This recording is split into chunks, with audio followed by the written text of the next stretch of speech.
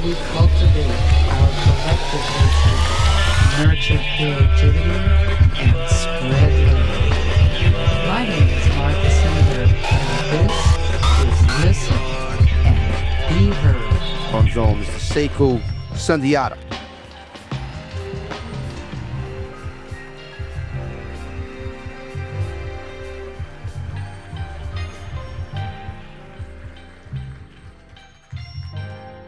A dream for Ahmed, my grandson.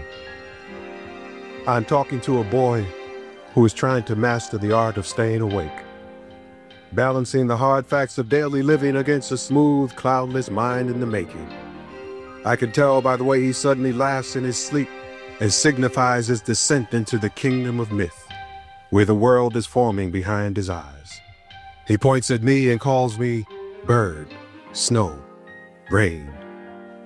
I tell him I heard that half the species of birds in America migrate to the city. That was the great Sekou Sundiata. And with us today is the great Ahmed Abdullah and the great Monique, Ngozi, and Rain. Hey, what's up? This is Hernan Ramiro Rodriguez for Listen and Be Heard with Martha Cinader and Ahmed Abdullah, a trumpet player, philosopher, and innovator of American music and an important person in the culture of music, not just jazz. Ahmed, when you think back to your early years in New York, I mean, you were from Harlem. I was born, the first 16 years of my life I spent in Harlem. And I need to just say that we call the music we play jazz, the music of the spirit. See, now this is something that I've gotten from you of many years of working with Craig, and that's something that's coming up later because that's so important and it's stuck with me. What first pulled you towards trumpet and jazz in the first 16 years of Harlem? That was exactly in the first 16 years of Harlem because my sister died when I was 13 years old, and she was the one who introduced me to the music by way of a recording that she would play constantly called Diana Jams with 3 trumpet players, Clark Terry, Maynard Ferguson, and Clifford Brown on it. And that was played during the time that I was growing up.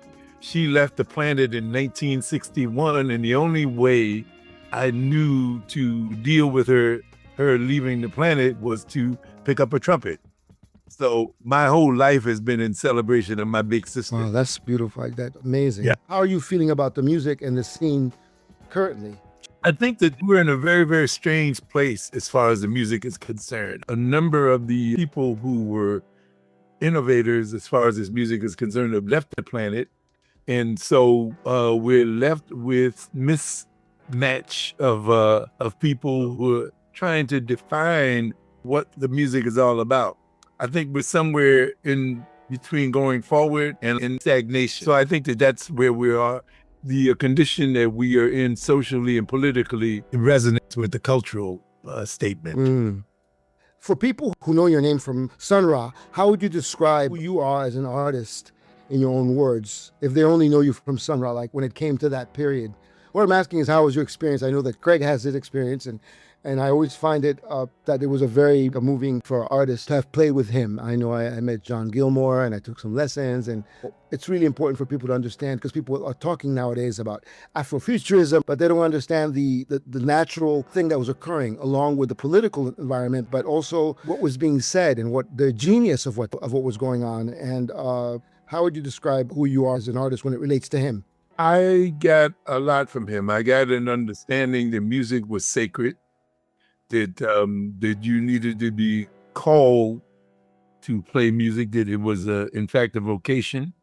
I got the idea of building enduring relationships from him, that creating relationships that work and that you stay with them to make them work.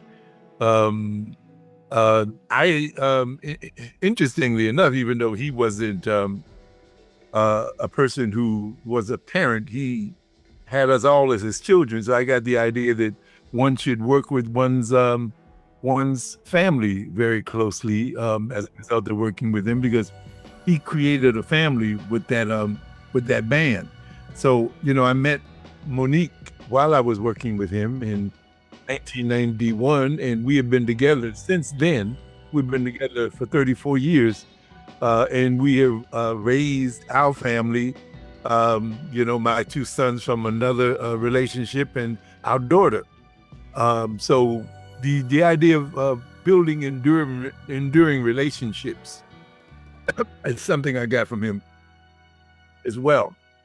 And the idea that this, when I say the music is sacred, that comes back to the idea that jazz is a music of the spirit of our African ancestors, which is about moving humanity forward in some way.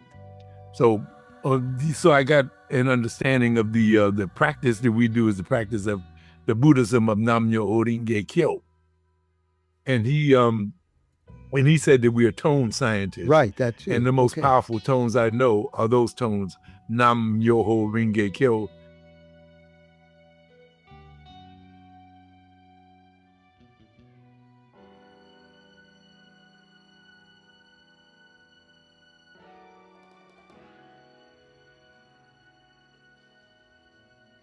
What is it about the music and sound that made you feel about what you were experiencing, even at that time, that said, this is my path? Yeah, something you were going to do, but it's also a part of you. Some people play music, as you know, and it's not a part of them. You know what I'm talking about? And that's a very special thing to have and to evolve into. I know that Martha and I have spoken very profoundly about that.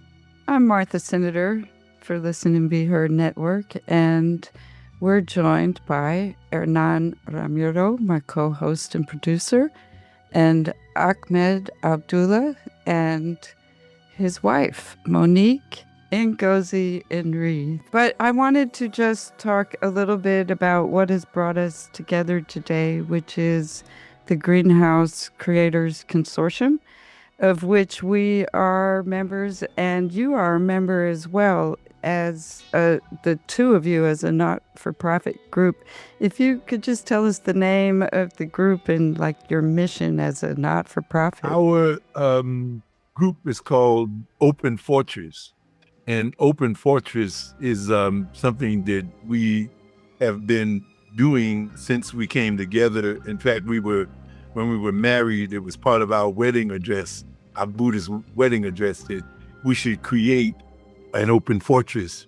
And we were told, Kazuo Fuji was the person who married us, and he told us we should stay together 5 years and 10 years and 15, and now we're together 34 years. And then as we were able to develop with each other, we could create an open fortress that brings other people together as well. But the first thing was that we had to create a dynamic relationship with each other. So.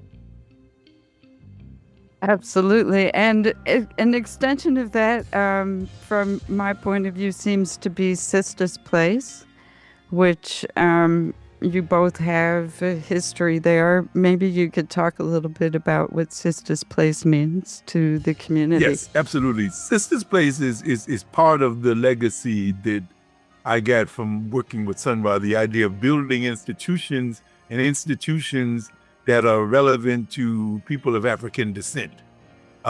So when I left the Sun Ra Orchestra in 1997, I actually started working on my memoir. And the memoir I was working on, which has now been published, is called A Strange Celestial Road, My Time in the Sun Ra Orchestra. I started working on it. It was published by Blank Forms, which is the publishing company here in Brooklyn. So I started working on that in 1997.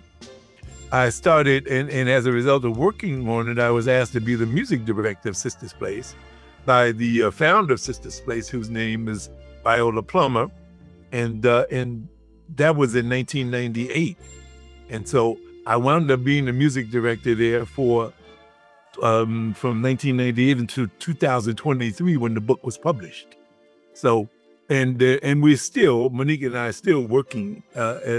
We have a production company that's called Melchizedek Music Productions, and actually was created first to bring life into the Sun Ra Orchestra after Sun Ra left the planet.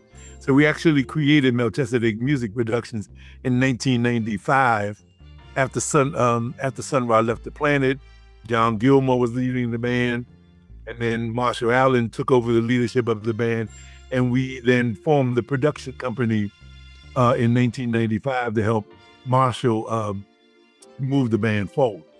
And that lasted for a couple of years, and then then I decided to work on the book, which is then had led me into Sister's Place, and 25 years later, and it also led me into teaching, because when I finished the book, I started teaching at the New School in 2001, and then I started teaching at an elementary school, which is right down the street from Sister's Place, in 2005.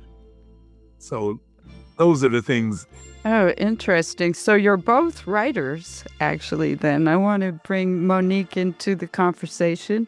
And Monique, you're a poet, and also published by Melchizedek is Who We Be.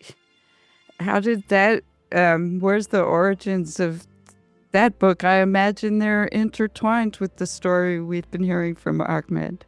Who We Be is my first published book, and it's kind of towards the end or the middle of the trajectory,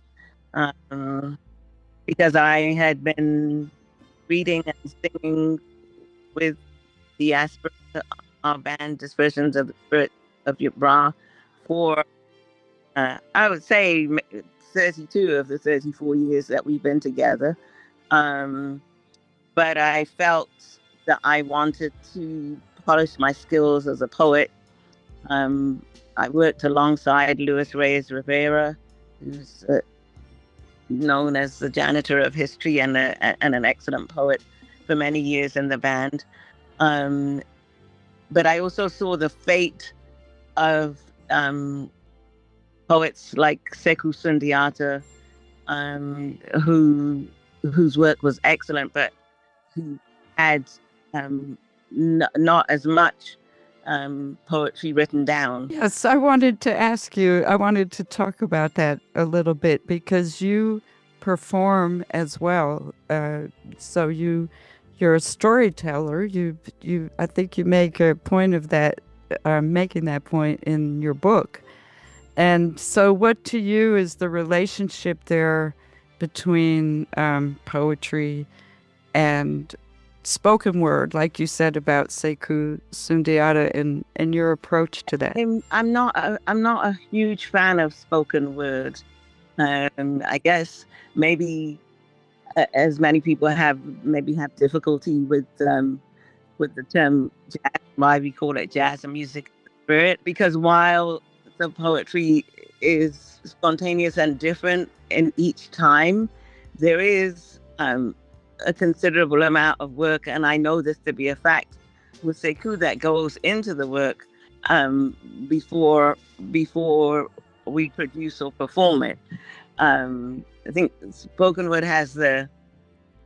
gives the idea that one just opens one's mouth and speaks, which is to me not it. And there are one of the things that I did. I went back to school and got my MFA in poetry, in part because I wanted to learn more about different vessels for delivering my work, different forms, different structures, different ways of doing of presenting the work, and I have a different level of skills in the way that I deliver my poetry. That has to do both with the MFA. Presenting these amazing artists that you should all check out. What I do, I'm a sound designer and a musician and composer, so I enjoy finding things.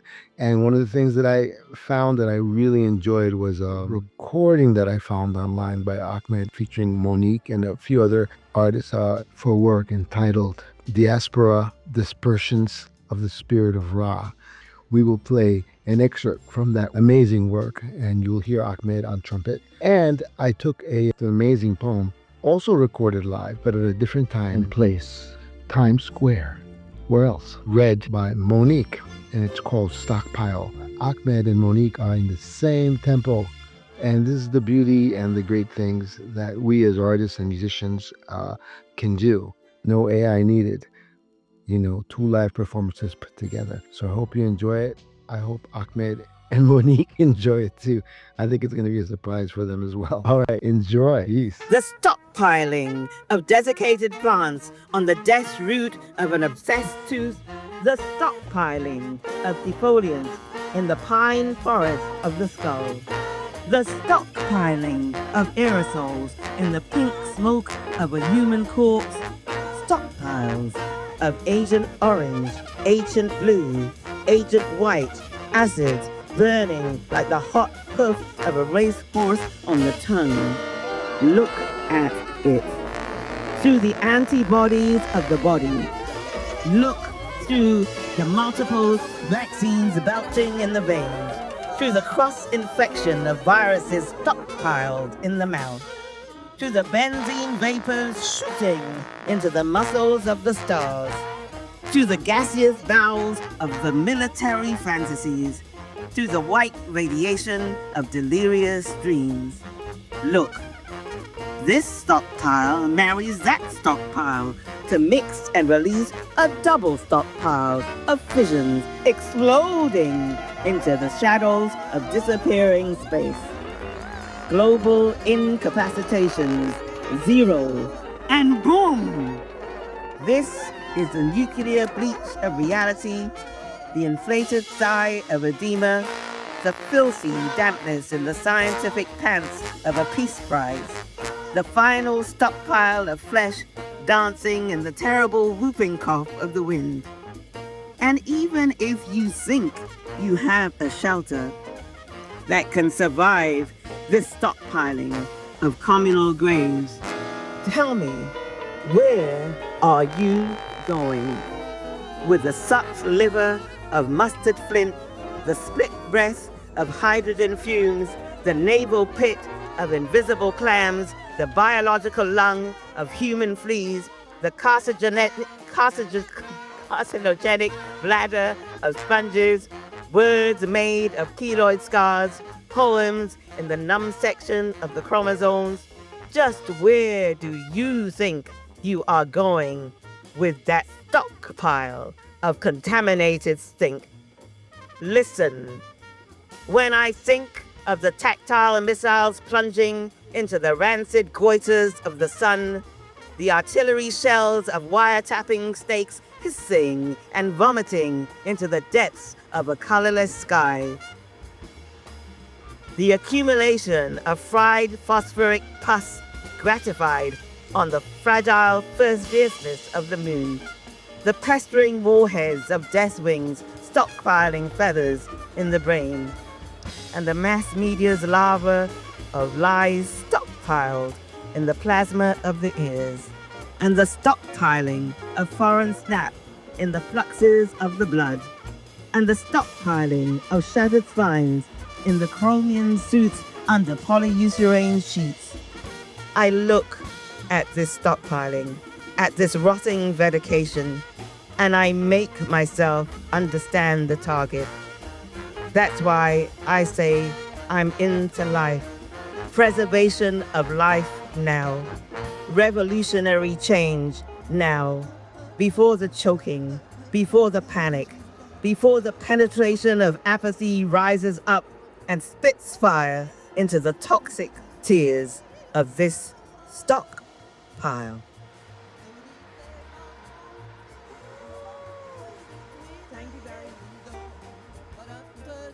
Monique and Ngozi Henry.com, and people can see about your book, Who We Be, but you do also have writings about music on there that people can also read. I want to turn this back over to Hernan to talk to Ahmed a little more. I'm sorry your audio is not the greatest, Monique, but we would like to hear more about what's coming up with your performances. As you say, Monique performs with Ahmed, and coming up in September will be the culmination of festival that we're having, the Greenhouse Creators Consortium, and there's different events leading up to that. But so each group in the consortium are, doing their own thing, as we clearly hearing here. And we'd like to hear a little more about what we can expect in the next few months.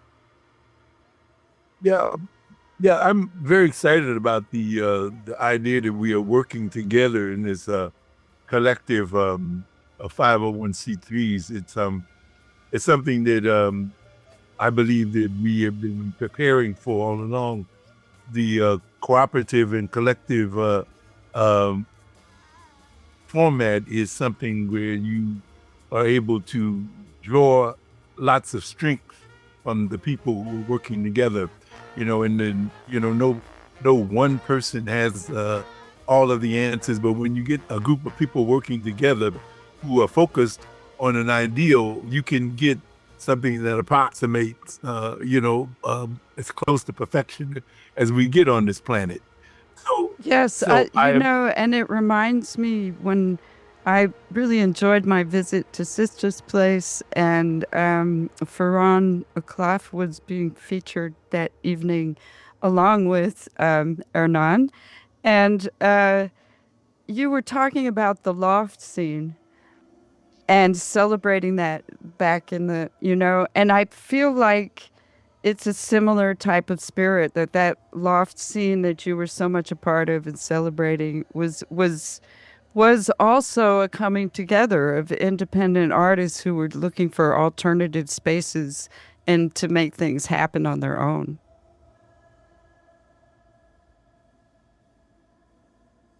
I believe if we look at the music, you would see that has been the trail that has been laid out for us, and all we've done is I think from generation to generation is attempt to improve upon it, because there are collective forces that are opposed to creativity in this country, and they are working together, and they together to suppress creativity. And so it becomes our job, if we really understand what we're up against, to work together collectively to move humanity forward. That's very, very well said. It's interesting that you said that. I was going to ask you the same thing about the loft scene, but you answered the question. It was about how that scene and the local community influenced the way that it's a musical question, improvising and band leading. But I think one of the things that people are not, that I think that I admire about you and respect about you, that I'm also adhering to, along with Craig and Martha, is that humanity aspect of what we're against, like seeing the reality of the powers that be that are working against the community as a whole, black, white, and all, but really have been at play in the Black American community from the get-go, and so part of it is not just education of music, but the music of life and the way of life with a lot of compassion. That's the only thing that keeps us kind of sane. But I think that you answered that perfectly. I guess one of the things that I was thinking about was, I'm sure as a young musician of other young musicians, sometimes they wonder about improvisation, and everybody wants to know like it's some secret, as opposed to this language, a language that you speak that's beyond color. And somebody like, let's say, Wynton Marsalis was placed there by the forces that be. Nothing wrong, all good, but understand what that implies and what it does and what it doesn't do and what it doesn't answer. What it's not giving, it's not opening the doors. It's kind of done on purpose. It looks like a nice thing, but if you don't let the world and humanity and the compassion of culture and respect it and let it thrive on its own and nurture it by getting the hell out of the way, that speaks to Sun Ra and what you're saying. I was going to ask you about that, about the concept and sound, and what you're reaching for as an artist. That was the next question. Your trumpet sound is particular. How would you describe your concept for people who have never heard you? What you're reaching for when you play. But more importantly, I champion that humanity in you. I think that when we understand this, what we're in, there's been a consistency as far as my understanding of music from time immemorial. We've always been trying to show our humanity in the music. And that's why I think that every generation, every mode, every expression of this music is important because it's an evolutionary process. And so no era of this music, I think, needs to be discarded because it's always been about attempting to show that humanity. And I'm just part of that, that continual evolutionary process.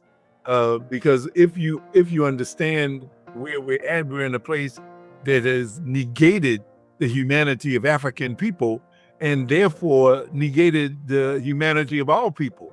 Because if you oppress one particular portion of the population, you're going to be oppressing other people as well. And it's got to have that, it has that effect. And so when you're raising up, you're raising up African people, you're raising up all of humanity. And that's essentially what the music that we call jazz, the music of the spirit, is all about.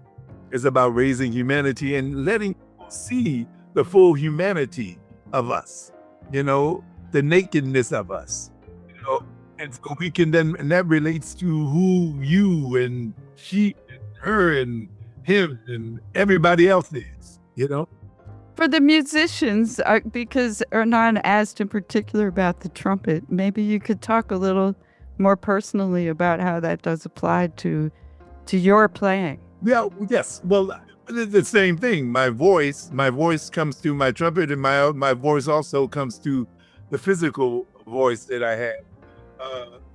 Because I do sing, I do recite poetry, and so it is about the human voice and the quality of the human voice. So I'm always trying to get that out of my sound. And the way that I approach playing the trumpet is exactly like that, to make a human statement through the trumpet.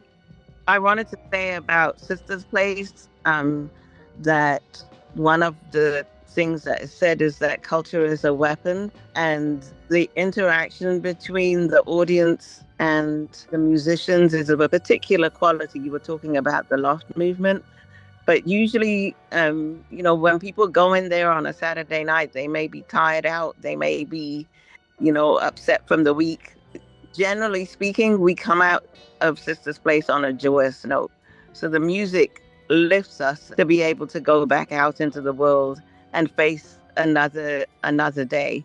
And that happens 99.9% of the time when we engage in the music in Sister's Place. So I think that's something that I want to emphasize, because it's not just about bringing the music back into the community. It is also about the synergy that happens between the musicians and the people in Sister's Place, which then reinvigorates to go back out and do the work, do the politicking, do all of the important work that people need to do. Also in diaspora, we sing the music of South Africa. We sing music from Brazil. We sing a lot of folk music. So diaspora is both dispersions of the spirit of Ra and the music of the diaspora. So we do, as I say, a lot of music that might traditionally be called folk music, but it brings people together, as Ahmed was saying, in terms of the voice. And we tend to sing a lot together also. Without books, I don't know where I would be, to be honest. I really don't know. If I didn't have my aunt, if I didn't have Nikki Giovanni, I don't know. The only thing I could connect to possibly my trajectory of who I am as a person would then be my music. We the people have the power to be heard. So remember that. The time to act is now. It's time for a social transformation.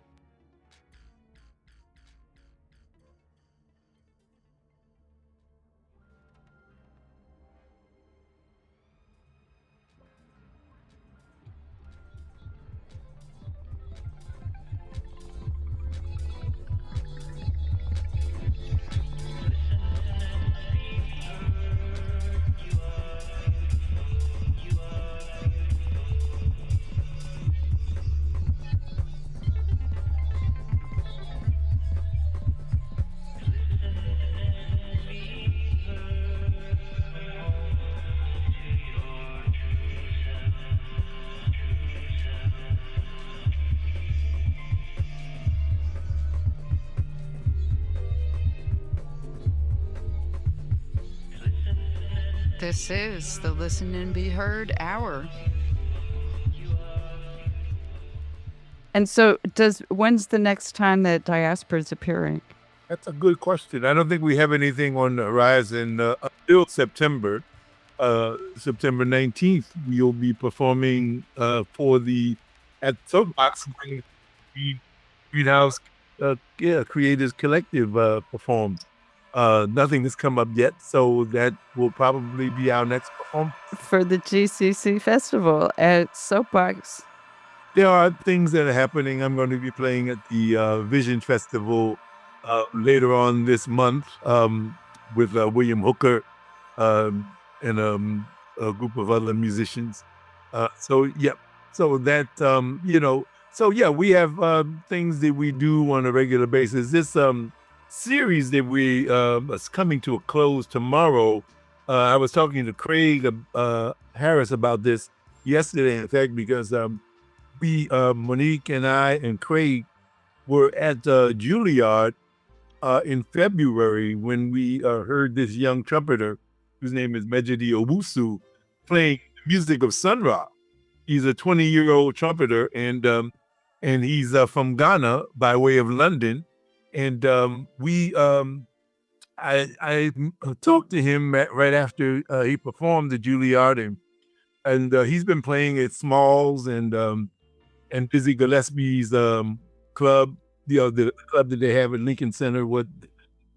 Dizzy's, yeah. But we wanted to bring him into the African American community and introduce him to the community. So we're doing that tomorrow.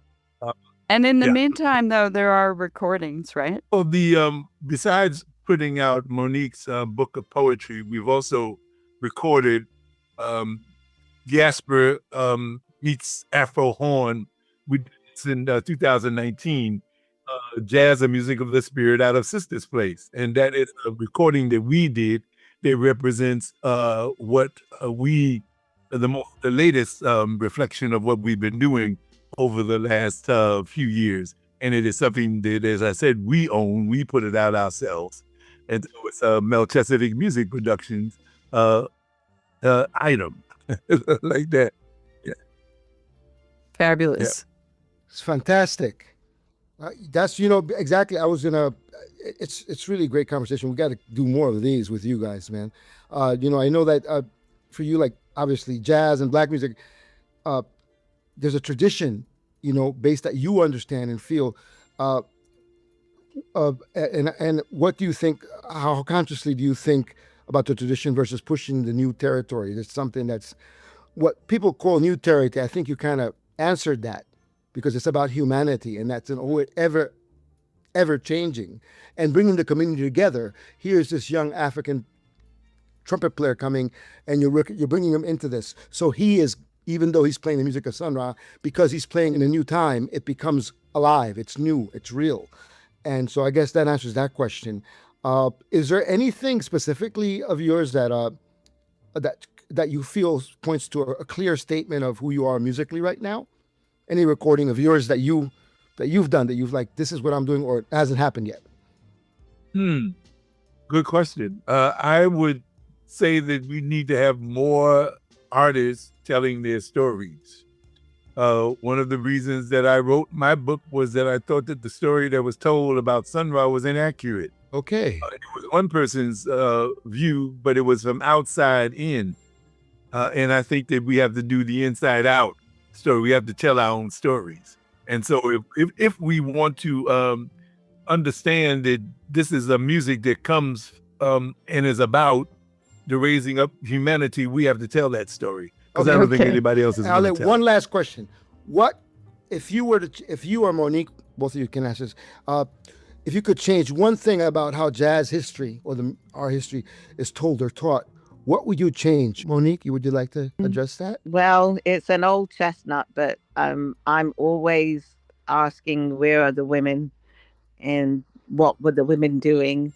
So Celine Washington just posted a few weeks ago a thing about Lucille Armstrong and her role and the way that she worked with Lewis, which is a very different story from from the story that perhaps we might have imagined. Well, for our listeners who may not, maybe you could give us a brief something about what her story is about. She's a musician, very well studied and very overlooked, and was working with King Oliver, and really helped evolve Louis. Louis wouldn't be playing the way he was if it wasn't for her sharing her musical knowledge and love of the music, and helping him emotionally, spiritually, as it may be, and helped him break away, not only as a person of knowledge and depth, as a great musician that she was, also as a great human being that happened to love Louis for who he was and saw the amazing gift that he already had, and saw his genius before anybody could. Even before Louis could see it, she saw it. That's heavy. That's kind of what I was trying to say, which is that she saw the potential in him. Thank you. And I'd like to ask you, for our listeners, I'd mentioned Monique's website, but how can people learn more about Sista's Place, about your publishing, about your not-for-profit? Sista's Place has a website, just SISTAS Place. And you can Google trumpeter Ahmed Abdullah, and you will be able to find my website. Comes under Melchizedek Music Productions, actually. But trumpeter Ahmed Abdullah will lead you right there. Thank you. And Monique, one more time about your website as well, please. It's Monique Ngozi Nri, which is MoniqueNgozi.com. Thank you so much. We like to ask all our guests if they could improvise a little and just give us a phrase or a little quotation about using the phrase "listen and be heard." Listen and be heard. If you listen and you hear, you are bound to find a higher level of consciousness. Thank you, Monique. Listen, listen, listen. Listen and you will hear. Listen, listen, listen. Listen, you will be heard. Thank you so much, Ahmed and Monique. I'm Martha Cinader, and I've been joined by Hernan Ramiro. For the Listen and Be Heard Network, we're launching this new podcast for the Greenhouse Creators Consortium, which is has members from around the New York City area and beyond. And we'll be putting on, we have a festival going on basically until September, which culminates. And Ahmed, you actually were instrumental in putting this together. Maybe we could finish with just talking about the date and the place where we will all come together finally and do what's going to probably be an amazing group of performances. Will be a poetry and art making workshop on the 18th. Yes, the poetry and art making workshop on the 18th, probably at Andrew Drury's place. The date is September 19th, and the place is the Soapbox Gallery, and the Soapbox Gallery is at 636 Dean Street, which is in the Fort Greene Park Slope section of Brooklyn. And September 19th is it. That will be the premiere of the Greenhouse Creators Collective. Fabulous. Hernan, any parting words? Looking forward. Thank you so much for giving us your time, Ahmed and Monique. And what a wonderful thing to be able to interview both of you and just learn about you from another place besides the bandstand and besides the music, but the music of life is what I always say. And it's what an honor it is. Thank you. Our pleasure. I'll post as much as we can on the episode post, which this is the first episode of the Greenhouse Creators Consortium new podcast. We'll be back with another configuration of the members to talk more about life and art and music and poetry and what's going on with our festival. So please visit us at listenandbeheard.net, a project of Sound System Culture. All right. Peace. Thank you, Martha, for always making this happen.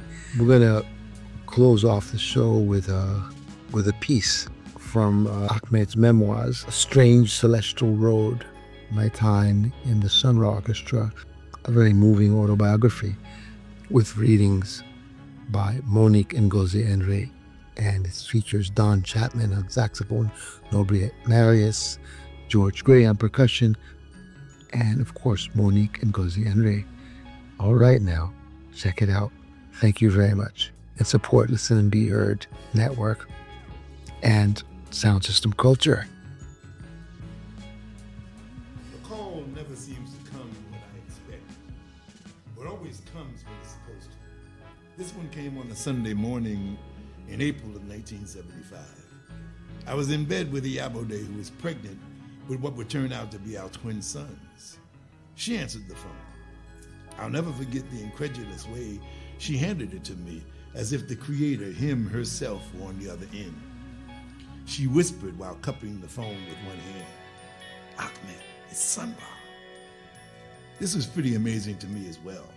I tried to calm myself enough to say hello. The voice on the other end was deliberate, matter-of-fact, and very Southern. Somehow I knew that in the years to come, I would become quite familiar with it. "This is Sun Ra. I've been trying to get hold of you." I could feel an intense sense of excitement running through me. Sun Ra has been trying to find me. In 1975 in New York City, and especially in Brooklyn where we lived, Sun Ra was it. They didn't come any bigger, at least not in the music known as jazz. In the more than 10 years since Sun Ra had migrated to New York from Chicago, he'd made his presence thoroughly known. He'd become a folk hero in the black community, especially among people who considered themselves a way of African American culture. Iyabode and I were among those people. I'd met Iyabode, born Cheryl Taylor, about 3 years before, when our destinies literally collided on 6th Avenue and 8th Street in Greenwich Village. She was working for a jeweler on 3rd Street known as Dar El Sedan, and I was coming from a rehearsal with my horn in its case. The handle of my case snapped just as I bumped into her. She was the most attractive woman I had ever seen up until that point. She had her hair completely shaved in an East African style, and she wore beautiful silver hoop earrings. We began a conversation that resulted in our going on a date that evening, December 9th, 1972, to hear the Freddie Hubbard Band at the Beacon Theater on the Upper West Side. Our 2 children were the result of that fateful meeting. Sun Ra had rendered himself a unique artist by owning his own record label and publishing company as he did.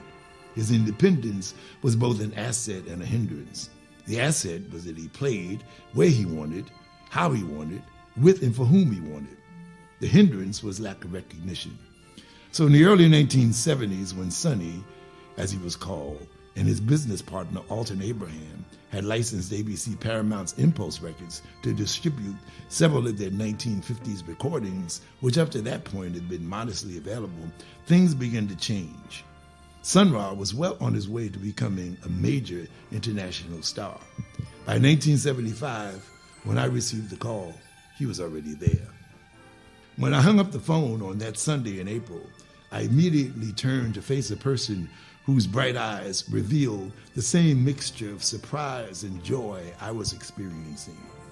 The potential birth of our sons, moreover, endowed Iyabode's ebonic skin with a radiance reserved for those who bring forth the young. She had been favored by the Creator, who appeared not to want any to be unaware of this fact. She had been blessed with full lips and a nose just flat enough, along with almond-shaped eyes and an elongated neck that gave her an aura of royalty. I'd written a song for her called Ebony Queen. The pregnancy had affected her in another interesting way. She had lost weight everywhere except in her stomach. Her shoulders had become so thin, she looked almost undernourished. It was as if all of her food went to the babies while making her stomach seem incredibly huge. A moment ago, she'd been trying to hear my conversation with Sun Ra by putting her chin on my shoulder. Now she wanted a report. "Ahmed, was that really Sun Ra? What did he want?" "Yes, it was really him," I said. Well, what do he want? She repeatedly asked. He wants me to play with him. Where, she asked. Here in Brooklyn at the East. At the East? When? He didn't say exactly when, but it seems like it's going to be sometime this month. He said he wants me to come to Philadelphia to rehearse with him. To Philadelphia? I could feel her enthusiasm dimming. I thought you promised that you wouldn't go out of town until the babies were born. I know I did, sugar, but it's only going to be for a day, and the babies aren't due until next month. And besides, this means I can earn a little extra money. I could probably earn more in a night than I do in a week working at that copying job. This seemed to reanimate her and bring back some of her initial joy. Ahmed, she said, as if you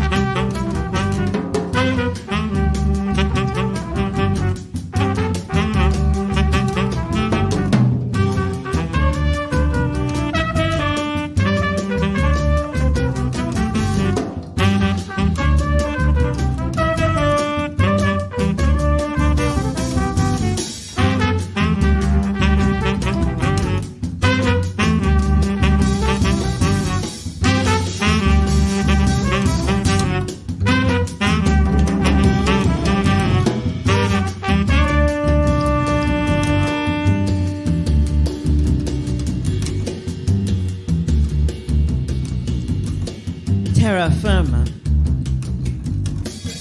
Feet firm on the ground, rooted like ancestors and palms beside the sea of stormy protest and hurricane.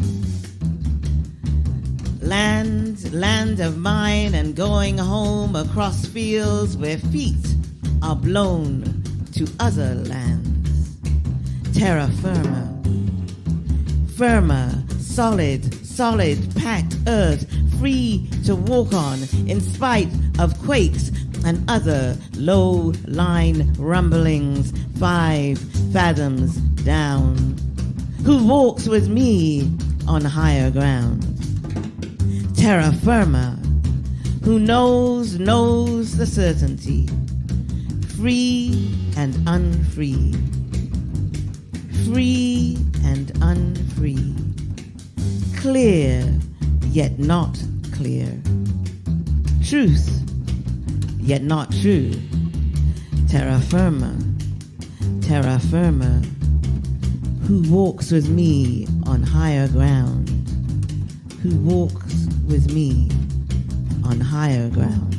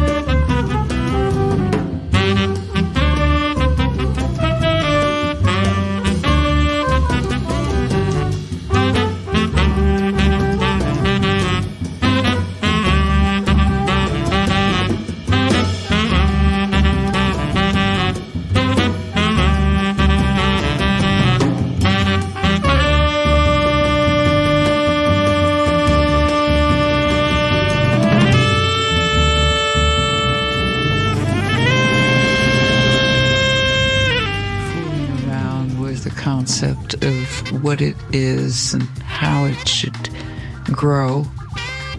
And my idea at the time was to reintroduce myself to the literary community from which I felt a bit estranged, and to be a good member of that community and serve its needs, which is for authors to be able to have a forum, a platform to talk about their work, their new books, their craft, and for us to engage with each other and to embody the network that we are, because we are the network. And Listen and Be Heard network is nothing but a growing group of people who communicate and help each other out too, nurture each other, water each other, shine light on each other, and admire us when we flower and harvest our fruits when they're ripe to be enjoyed after much practice and deliberation. And this show has grown and blossomed in ways that I could never really have imagined when I first began. And yet it's growing into what I envisioned it to be, which is for me to be part of a family and to, do my part in that family. And my part seems to be to bring people together and engage them in conversation and have conversations that lead to action and creation and even beauty and enjoyment. And I hope that you feel the same way about Listen and Be Heard, and would welcome your participation as another creator, inventor, listener who also needs to be heard. And there are various ways that you could become involved in this entirely commercial-free hour, either by contributing segments or contributing finances or just leaving a comment and letting us know if we're making a difference in your life, if you like to come back from week to week. Thanks as always to Davine Dial at WPVM Radio in Asheville, North Carolina, for introducing Listen and Be Heard to the broadcast airwaves. KCEI in Taos, New Mexico, KEPJ in San Antonio, Texas, KHOI in Ames, Iowa, and KFOI in Red Bluff, California, and other stations that are part of the Pacifica Affiliate Network for cultivating the audio garden in your communities, and our own Listen and Be Heard network, host of WLBH.org. Please visit us at listenandbeheard.net and sign up for our email newsletter, and at our Listen and Be Heard YouTube channel, where you will find unedited video interviews of our featured guests. My name is Martha Cinader, and I want to thank you for listening and giving me the opportunity to be heard. Thanks to Martha Cinader, our executive producer, and our new nonprofit, Sound System Culture. Thank you for your support. Please tell your friends. This is the only place you're going to hear this music, this radio art, the way that radio podcasts should be felt and experienced in our communities. All right, check it out.